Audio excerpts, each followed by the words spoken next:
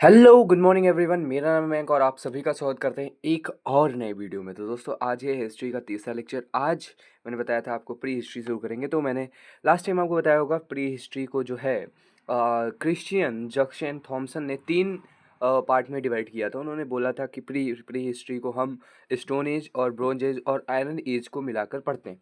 तो कोई बात नहीं, आइए अब हम आपको बात करते हैं प्री हिस्ट्री के बारे में। उससे पहले उसके अब हम शुरू करते हैं। चलिए, तो प्री हिस्ट्री में सबसे पहले हम पढ़ेंगे स्टोन एज। क्या होता है जब हमारा आद्य ऐतिहासिक काल आता है तो वहाँ पर जो है सिर्फ पत्थरों का ही प्रयोग होता है। कोई भी धातु वहाँ पर नहीं होती है, कोई भी जो है वहाँ पर ऐसे लोहा वगैरह नहीं होता है जिसका हथियार बनाया जाए। तो वहाँ पर लोग क्या करते हैं, पत्थरों का प्रयोग करते हैं। तो दोस्तों आज के इस वीडियो में हम पैलियोलिथिक एज को सिर्फ करेंगे और कुछ नहीं, सिर्फ और सिर्फ पैलियोलिथिक एज को पढ़ेंगे। दोस्तों पैलियोलिथिक एज क्या होता है इसके बारे में हम आज बात करेंगे।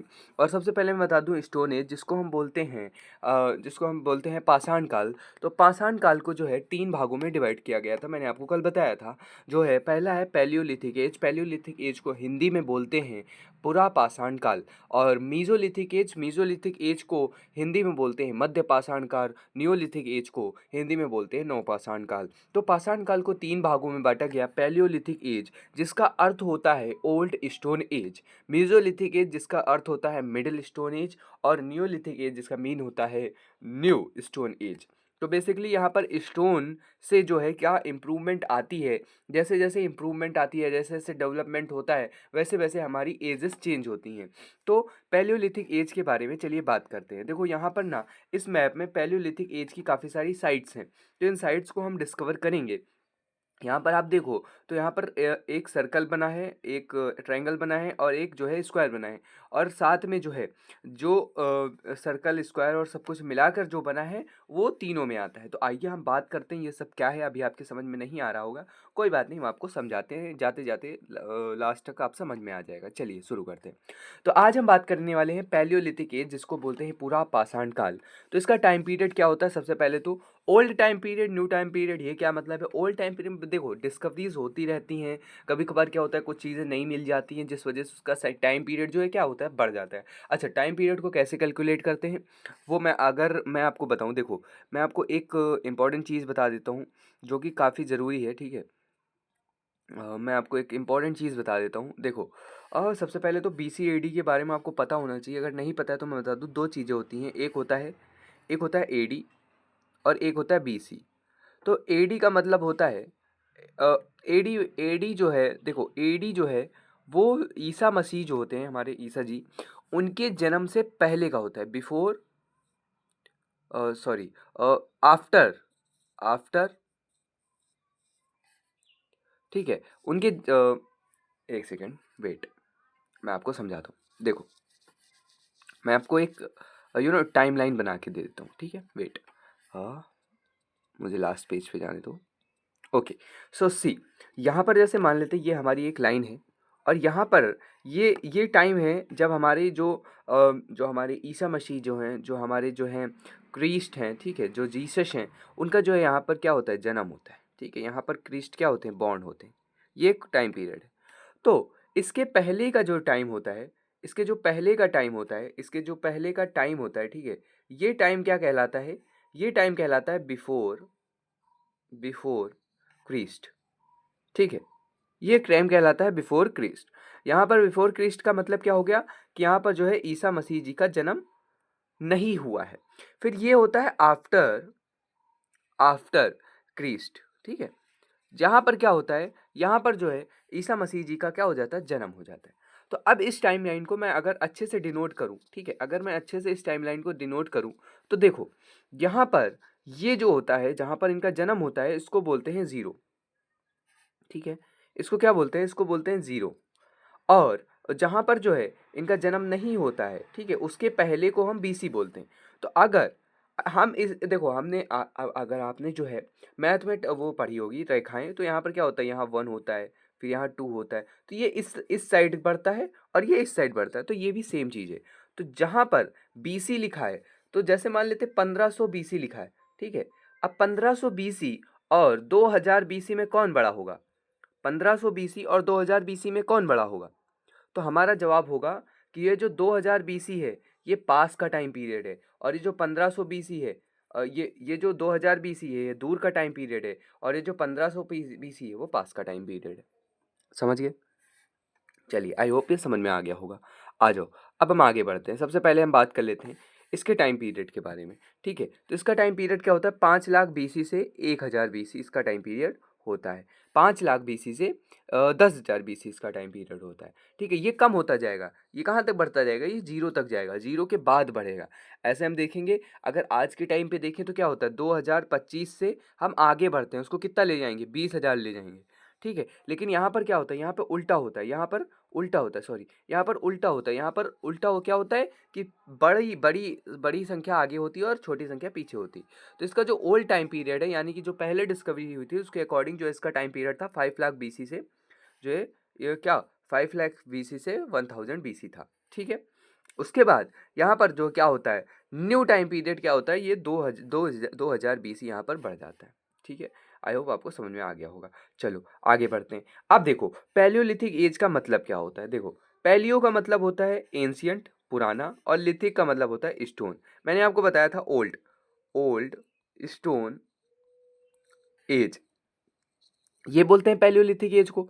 तो वही चीज़ है, ओल्ड मतलब पुराना, स्टोन मतलब पत्थर, एज मतलब युग। तो पुराना यानी कि old stone age, old stone age, पुराना पत्थर काल, ठीक है? आ जाओ, अब आपको पैलियोलिथिक एज का जो है टाइम पीरियड पता चल गया। कोई भी पूछेगा तो पैलियोलिथिक एज का टाइम पीरियड कितना होता है? 5 लाख बीसी टू 10,000 बीसी, और अगर 12,000 बीसी भी देता है तो वो भी हमारा सही है। चलो आ जाओ, अब देखो, ठीक है? देखो, अब बात करते हैं हम पैलियोलिथिक एज को डिवाइड कैसे करते हैं, ठीक है? पैलियोलिथिक एज को डिवाइड कैसे करते हैं? देखो, पैलियोलिथिक एज को 3 पार्ट में डिवाइड किया जाता है। पैलियोलिथिक एज को, अब हम पैलियोलिथिक एज की बात कर रहे हैं, तो पैलियोलिथिक एज को 3 पार्ट में डिवाइड किया जाता है। पहला होता है लोअर पैलियोलिथिक एज, निम्न पुरा पाषाण काल। दूसरा होता है मिडिल पैलियोलिथिक एज, मध्य पुरा पाषाण काल। तीसरा होता है अपर पैलियोलिथिक एज, जिसको उच्च पुरा पाषाण काल बोलते हैं। तो क्या हो रहा है यहाँ पे? यहाँ पे पैलियोलिथिक एज को जो है 3 पार्ट में डिवाइड किया जा रहा है। कितने? 3 पार्ट में डिवाइड किया जा रहा है। पहला होता है लोअर पैलियोलिथिक एज, दूसरा होता है मिडिल पैलियोलिथिक एज, तीसरा होता है अपर पैलियोलिथिक एज। तो आज हम लोअर पैलियोलिथिक एज की बात करते हैं और समझते हैं कि ये क्या होता है, इसके बारे में हम जानकारी इकट्ठा करते हैं। आ जाओ, चलो शुरू कर लेते हैं। सॉरी, ठीक है, चलो, तो चलो शुरू करते हैं। सबसे पहले लोअर पैलियोलिथिक एज का टाइम पीरियड क्या होता है? देखो, अभी मैंने बताया था आपको, अ, जो हमारा जो पैलियोलिथिक एज हो उसका टाइम पीरियड कितना होता है? 5 लाख, 5 लाख से 5 लाख से कितना होता है? 10,000 होता है, 10,000 होता है।